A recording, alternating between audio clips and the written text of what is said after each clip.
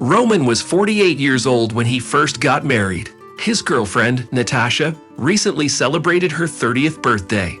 Despite criticism from many who were concerned about their age difference, warning Roman that Natasha belonged to a different generation with different values, Roman ignored their concerns. The difference between him and Natasha seemed unreasonable to him, for he treasured every moment he spent with her. The thought of having a young, attractive wife waiting for him at home delighted Roman. Their paths crossed for the first time in a cafe where Roman was having lunch with his business partner and Natasha was enjoying a cup of coffee with her friends.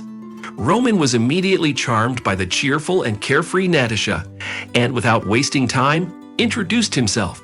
This marked the beginning of their blossoming relationship, which was characterized by tender courtship, romantic gestures, and night walks around the city. Revitalized by Natasha's energy, Roman felt young and invigorated again, sensing her presence as if he could overcome any difficulty if she was by his side. Natasha worked in recruiting, a job she loved passionately and was unwilling to give up, despite Roman's offers to support her financially. Roman often admired her as she got ready for work each morning, her tanned complexion radiating an irresistible appeal. Yesterday, I interviewed potential candidates for our team, Natasha shared as she buttoned the button on her jeans. One of them will probably start work as early as today. Roman marveled at Natasha's enthusiasm and dedication to her work and suggested that they have dinner that evening, which she happily agreed to before leaving for her job. Later that evening, Roman picked Natasha up, and the couple went out to a restaurant, as they often did. Despite the judgmental looks, Roman was proud of his wife's youth and charm. "How was your day? Did you finish working on your new employee?" inquired Roman, eager to hear about Natasha's impressions.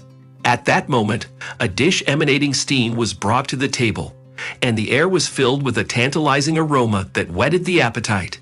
The couple exchanged pleasantries, enjoying the delicious food and the live music playing in the background. Roman discreetly stroked his wife's leg under the table, which caused her to smile sleepily. Over the course of several months, Roman began to notice changes in his wife's behavior.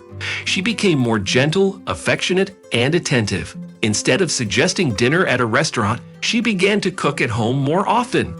As a joke, Roma even asked if she had a secret lover. "You've changed so much lately, Natasha. It's like you're praying for your sins," Roman remarked, sipping tea after a hearty lunch. His wife only shrugged. "Oh, Roma, don't be silly. I'm just happy and content. Isn't that what you want?" replied Natasha and walked over to her husband and put her arm around his shoulders, their lips meeting in a loving kiss. Natasha's phone was constantly buzzing with messages, which she discreetly read, turning the screen away from her husband's gaze. This was a behavior she had never exhibited before. When Roman asked what the messages were, she claimed they were work-related, emphasizing the need to always stay in touch. One evening, Natasha had to stay late at work, and Roman offered to pick her up. After sending a short text message, "I'll be there soon," he hurried after his wife. Although Natasha read the message, she didn't respond. Roma waited anxiously downstairs, a little farther from the office entrance. Finally, the doors opened and out stepped Natasha and a young man. From the height of his experience, Roma would have called the young man a boy. They exchanged a brief friendly hug, smiles shining on both their faces. Feeling a rush of nervousness, Roma honked his horn, waiting for his wife's reaction. Natasha turned around and waved at him, but a sense of unease was already brewing in Roman's mind. "Who was that?" asked Roman as Natasha climbed into the car. "He's just a coworker. Remember I told you we recently hired him as an intern? Have you and he gotten close?" "Not really. He's still finding his place on our team.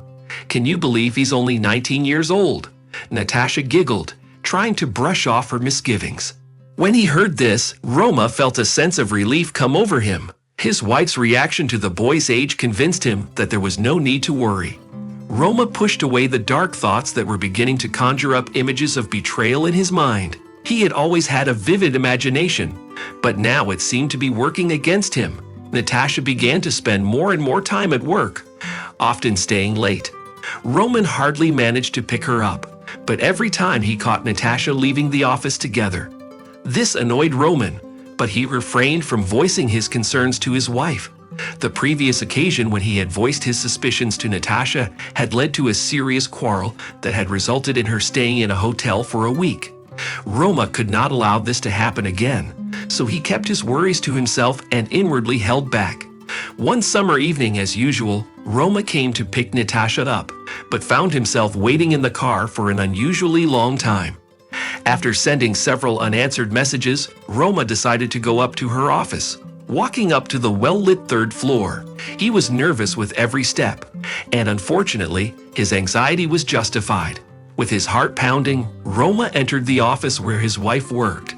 The door was slightly ajar, and there was an eerie silence in the room. Listening closely, Roma recognized the muffled sounds of intimacy. He pushed the door open and saw a shocking sight. His wife was kneeling in front of a young man, both partially undressed. Terrified, the young man hurriedly tried to cover himself, while Natasha sat naked, avoiding looking into her husband's eyes and only covering her breasts with her hands. Roma took a quick step towards the young man, but hesitated when he began to cry. Feeling suddenly relieved, the young guy hurriedly left the room, his footsteps echoing resoundingly on the stairs. "What does this mean, Natasha? You had everything you needed, didn't you?" said Roma, his voice trembling with excitement. Tears streamed down Natasha's face, and her voice was full of despair. Thoughts of Roma occupied her every minute, and now it came to this. "Roma, forgive me, please," she sobbed, rushing to him and clinging to his neck. Hugging each other tightly, they were both overwhelmed with a mixture of emotions, the shame that engulfed Natasha and the pain of betrayal that came over Roma. Tears streamed down their faces, and Roman's wife kissed his cheeks, begging him to forgive her. Roman tried his best to forgive his wife, but the weight of her infidelity hung heavy on them. For the next 6 months, their lives were filled with constant quarrels and heated arguments. It became clear that Roman could not truly forget the act of betrayal. Every time he closed his eyes, he was haunted by the image of his wife on her knees and her coworker standing with his pants down. Unable to bear it any longer, Roman asked Natasha to leave and began divorce proceedings. Once Roman dreamed of having a big dog, driving a fancy car, and going on adventures. And now he realized that this was his chance to make those dreams a reality. While the wounds from the broken marriage were still fresh, he could not imagine that in the near future he would start a new relationship. After their breakup, Natasha continued to work in the same company for a while, and then moved to another city. There she entered into a second marriage, which, like the previous one, ended in divorce. Despite the birth of a child from this relationship, as bitter as it was for Natasha to accept, in the end she found herself alone, a fitting retribution for her betrayal. The universe deemed her unworthy of the deep love she had once felt.